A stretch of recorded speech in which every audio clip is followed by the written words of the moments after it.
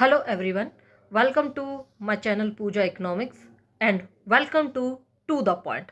तो आज to the point में मैं आपके सामने एक बात रखना चाहती हूँ। तो देखिए, कुछ दिनों पहले मैंने सोशल मीडिया पे एक पोस्ट देखी थी, तो उसमें जितने भी बड़े बड़े एक्टर्स हैं वो कह रहे थे कि किसी और पर मत ध्यान दो कि भाई कौन कैसा है, कौन क्या किया है, कौन बुरा है। दूसरी बात, कभी भी ये मत कहो कि कोई पर्टिकुलर पर्सन बुरा है, बल्कि ये सोचो कि आप अपने अंदर सुधार कैसे ला सकते हो। तो देखिए, आज मैंने एक महान स्त्री का एक पर्सनल मैटर पकड़ लिया है। तो आज आज है थर्ड ऑफ जनवरी 2026। आज हमारी माता सावित्री बाई जी की जयंती है और आज ही के दिन उनका जन्म हुआ था। तो अब माता सावित्री बाई ने महिलाओं की शिक्षा के लिए क्या किया, उन्होंने कैसे जीवन जिया और पर्सनल लाइफ में वो कैसी थी, वो तो हमसे छुपा हुआ नहीं है। लेकिन आज एक बात मैं उनकी मैं पकड़ के बैठ गई थी जब मैं उनकी जीवनी पढ़ रही थी। और इवन कुछ समय पहले उनके फूले दंपति के ऊपर, जो उनके पति थे महात्मा ज्योतिबा फूले, उनके ऊपर एक फिल्म भी आई थी, वो मैंने भी देखी है। तो उसमें देखिए मैं क्या देखी मैंने उनके अंदर, कि भाई माता सावित्री बाई निसंतान थे, उनके संतान नहीं हुई थी। तो उस फिल्म में मैंने क्या देखा कि ज्योतिबा के ऊपर दूसरी संतान दूसरे विवाह के लिए दबाव आने लगा।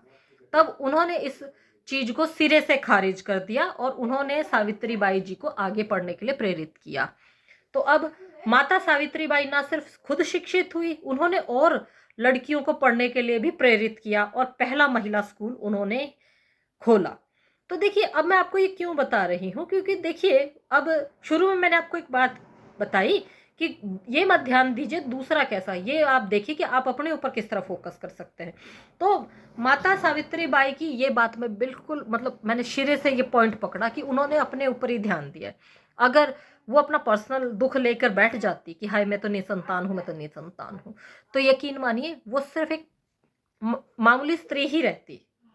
लेकिन उन्होंने अपने ऊपर काम किया कि चलो, इवन एक कुछ दिन पहले मैंने एक मोटिवेशनल स्पीकर की भी बात सुनी थी। उस मोटिवेशनल स्पीकर पुरुष था वो, उसने क्या बात की कि कोई बात नहीं, आप एक अच्छी माँ नहीं है, आप एक अच्छी बहू नहीं है, आप एक अच्छी भाभी नहीं है, कोई दिक्कत नहीं। आप एक अच्छी कलाकार बन सकती हैं, आप एक अच्छी अध्यापक बन सकती हैं, आप एक अच्छी सोशलिस्ट बन सकती हैं। तो उसी तरह माता सावित्री बाई उस समय तो ये बहुत बड़ी बात रही होगी और आज के लेवल पे भी ये बहुत बड़ी बात मुझे उनकी लगी कि कोई बात नहीं, वो एक संतान को जन्म नहीं दे सकती, लेकिन न जाने कितनी ही स्त्रियों को उन्होंने जन्म दिया, कितनी ही पढ़ी लिखी महिलाओं के लिए उन्होंने रास्ता खोला। मेरा उन्होंने रास्ता खोला तो कितनी स्त्रियां पढ़ लिख गई।